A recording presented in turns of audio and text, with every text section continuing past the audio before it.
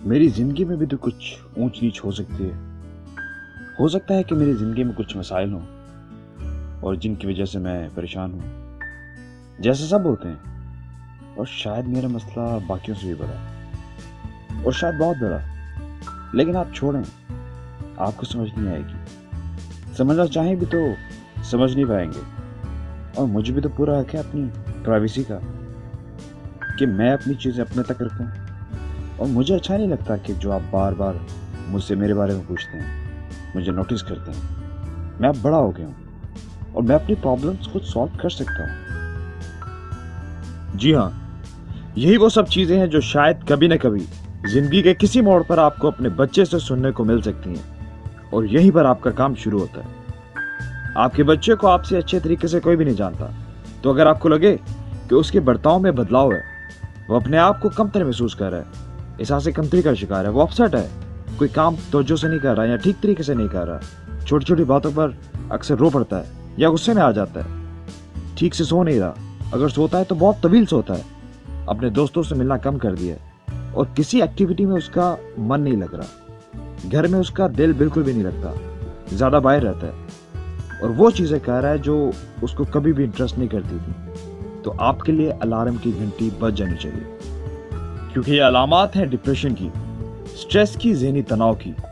ये सब चीज़ें बताती हैं कि आपका बच्चा ज़िंदगी के उस हिस्से में से गुजर रहा है कि जिसमें उसको आपकी मदद की बहुत ज़रूरत है। क्योंकि ये मुमकिन तौर पर वो वक्त भी हो सकता है कि जिसमें आपका बच्चा सुसाइड का सोच रहा हो या सोच सकता हो।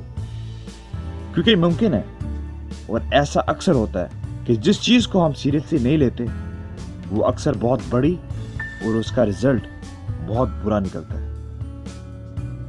और ऐसा ना हो कि कल आपको ये कहना पड़े कि मुझे तो अंदाज़ा भी नहीं था, मुझे लगा कि वो ज़िंदगी के एक फेज़ में से गुजर रहा है कि जिसमें से वो गुजर जाएगा। मुझे क्या पता था कि वो ऐसा करेगा। उसे मुझे कम से कम बताना तो चाहिए था। काश उसने मुझसे कुछ कहा होता या मैंने ही उससे पूछ लिया होता, लेकिन तब तक बहुत देर हो जाएगी।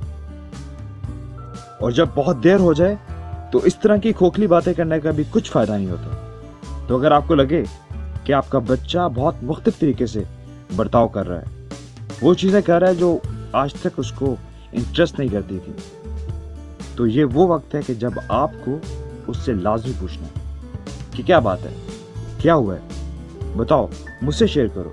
अगर कोई मसला है, अगर कोई प्रॉब्लम है, तो चलो मुझे बताओ, मिलकर उसका सोल्यूशन निकालते हैं, उसका हल निकालते हैं। मुझे बताओ, मैं तुम्हारी मदद करता हूँ। ट्रस्ट मी, सब ठीक हो जाएगा बिल्कुल पहले की तरह। और अगर आपको लगे कि वो अपनी किसी प्रॉब्लम की वजह से अपने आप को नुकसान पहुंचाना चाहता है और अपने आप को किसी प्रॉब्लम की वजह समझता है और उसे लगता है कि खुद को ख़त्म करने से ये प्रॉब्लम भी ख़त्म हो जाएगी, तो डरे मत, उससे डायरेक्टली पूछ लें कि क्या वो अपने आप को नुकसान पहुंचाना चाहता है या अपने आप को ख़त्म करना चाहता है।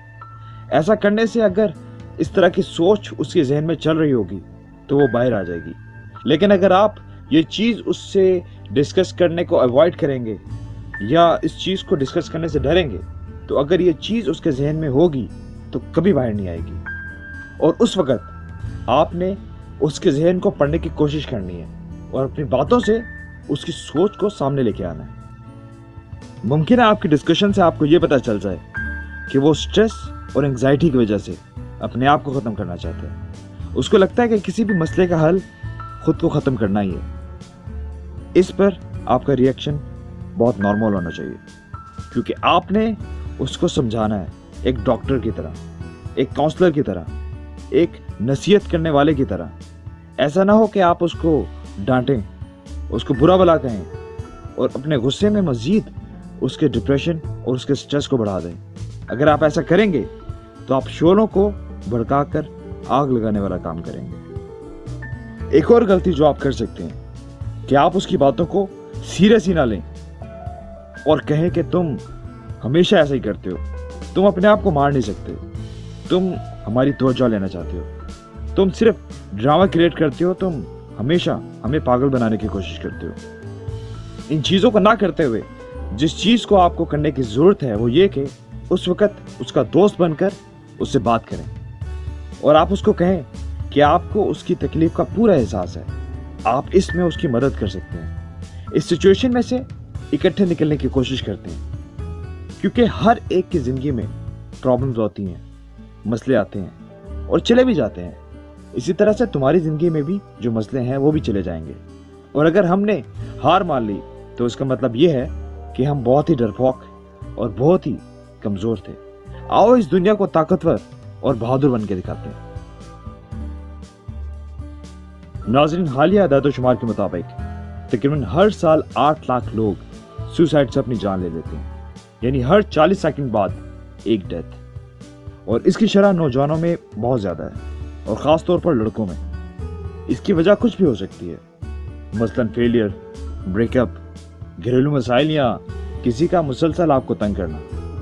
تو اگر آپ کو لگے کہ آپ کے بچے کے ذہن میں اس طرح کی کوئی بات چل رہی ہے تو آپ اسے ڈسکس کریں، اس کو سمجھائیں، ہو سکے تو اس کو ڈاکٹر یا پھر سائیکیٹرسٹ کے پاس لے کے جائیں، اس کے ساتھ مسلسل رابطے میں رہیں۔ آپ کا اس کے ساتھ ریلیشن ایسا ہونا چاہیے کہ وہ اپنی ہر چیز، اپنا ہر سیکرٹ آپ سے شیئر کرے، آپ پہ ٹرسٹ کرے، آپ سے مشورہ کرے، اور ایسا ریلیشن کبھی بھی اس کو ڈانٹنے یا بات بات پر ٹوکنے سے نہیں بنے گا۔ اور ایسے میں اپنے گھر کا ماحول بہت ہی پرسکون بنائیے تاکہ گھر آ کر اس کو سکون ملے۔ گھر میں اگر کہیں نیند کی ٹیبلٹس ہو تو ان کو چھپا کر لاک میں رکھیں۔ باقی اس طرح کی چیزیں جس سے آپ کو لگے کہ وہ اپنے آپ کو نقصان پہنچا سکتا ہے، اس کی نظر سے اوجھل رکھیں۔ یاد رکھیے، چیزوں پر پردہ ڈالنے سے اور سب اچھا ہونے کی دعا کرنے سے چیزیں کبھی بہتر نہیں ہوتی۔ جہاں آپ کو ایکشن لینا چاہیے وہاں ڈرے بغیر اور یہ سوچے سمجھے بغیر کہ میں اس طرح کی بات کیسے کر سکتا ہوں، اپنے بچے سے ڈائریکٹلی پوچھیے کہ کیا وہ ڈپریشن کی وجہ سے اپنے آپ کو نقصان پہنچانا چاہتا ہے یا اپنی جان لینا چاہتا ہے، تاکہ باتیں ذہنوں سے نکل کر زبان تک آئیں اور ان کا حل نکالا جا سکے، نہ کہ کل آپ کاش جیسے کھوکھلے الفاظ کا سہارا لے کر اپنے آپ کو تسلی دینے کے علاوہ کچھ بھی نہ کر سکتے ہیں۔